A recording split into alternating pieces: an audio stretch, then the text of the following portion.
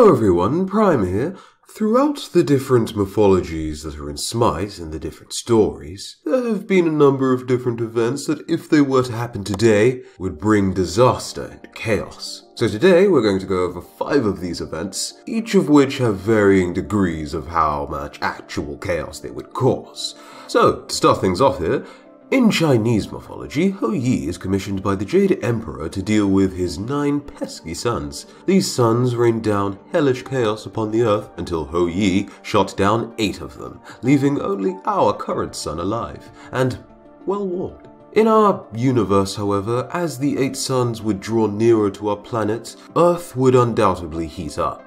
Our protective ozone layer would likely be the first thing to go, and water would begin to evaporate. Creatures and plant life would eventually die, but the Earth itself might survive in some way or another, believe it or not, as comets, much smaller than the Earth, have survived passing through the Sun, albeit sometimes in pieces. Also, instead of the 8 suns crashing into the Earth, they would probably travel through it. So yes, we would be very, very dead. In today's day and age, death isn't the nicest thing to think about in the world. However, if you suddenly sprouted a face from your chest after you were beheaded, the government would likely be very interested in you. So then, either you would become instantly famous and people would wonder where you would have gone if you mysteriously just disappeared one day, or you would be taken before anyone on Earth would know about you, and a conspiracy about your death would probably sprout out about the internet, or, you might just be depressingly forgotten. Either way, I guess we'll never know which would happen. But if you think about it, the government taking you away to do experiments on you could easily be justified away by the fact that you could save human lives. Think about it. No more head, having a new way to sustain your life without one, and of course perhaps then donating your head to someone who might need, I don't know, a new brain or a nose. Someday I'm sure they'll figure out how to transplant noses from one person to another, probably. Then again, I suppose easily researching you is a very poor choice of words because A, you are a human life, and B, you'd probably wouldn't have much of a say in any of this unless you willingly donated your body to scientific research. Which, a lot of things could be found out, like how you're even able to function without a nose or a brain. Because, brain housed inside of your head, nose part of your head. Your nose is one of the best ways for you to take in oxygen. Oxygen can be carried throughout your body through the blood, and oxygen allows you to function properly. Are the eyes that you're even using as, chest nipple eyes just as functional, just as good as the ones that you had in your head? Can you even hear? Do you still have ears? Are you deaf now? And when you eat food, is it the same? It's a bunch of different questions. What's going on with your chest and your inner working? How is that all working out? Because surely there wouldn't be enough space for a new brain, a new tongue, and all of that good jazz that goes on in your head and your chest to just coexist, right?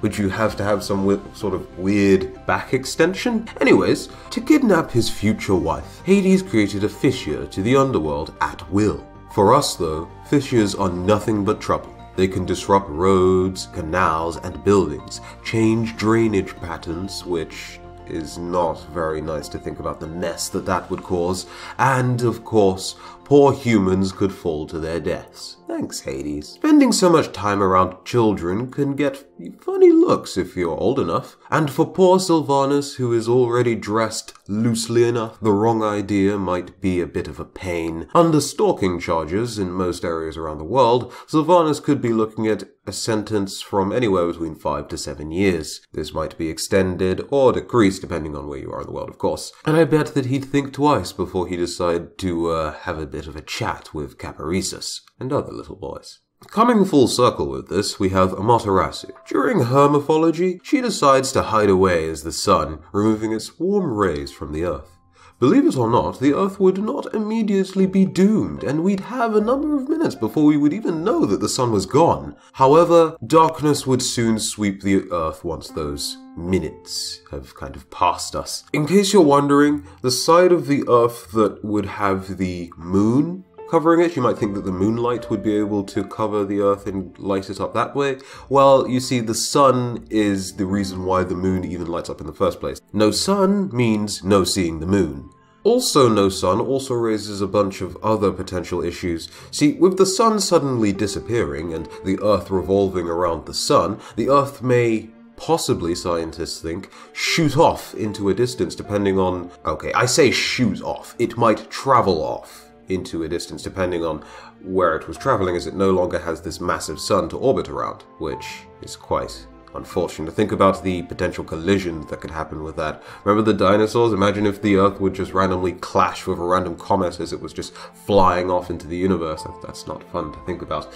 And then, of course, you have the whole issue of life not being able to be sustained on the Earth because of insufficient temperatures. You know, the same thing that was happening with the whole Ho-Yi scenario. So instead of everything burning to death, you'd have water levels remaining the same, but freezing over. We'd have a layer of ice over the ocean, we'd have the water underneath that, perhaps still remaining liquid for a time, but eventually also being frozen over. Plants and animals would eventually die out, and you might think humans would be able to survive for the longest, considering the fact that we have all manner of food reserves and potential heat reserves, things of that nature. We would still die. It might take weeks, it might take months, and for some lucky few of us who may even be able to survive for years, but soon enough, we would also perish under these conditions. But luckily, that's all mythology stuff, so there's a good chance that none of that can actually happen, besides, you know, the whole stuff with the Hades and, you know, the Sylvanus stuff. So, yeah, all of the sun business is stuff that we probably won't have to worry about in our lifetime, so you can put those rests aside. But if you enjoyed this video, go ahead and leave a like. Tell me what you thought about them. Do you think some of the scenarios could have been a bit more drastic? Did I underplay some of them? Or could they be nowhere near as severe as I mentioned? Let me know your thoughts in the comment section below, and until the next video, have a very, very, very good day. I have been Prime, and I'll see you in the next one. Bye-bye.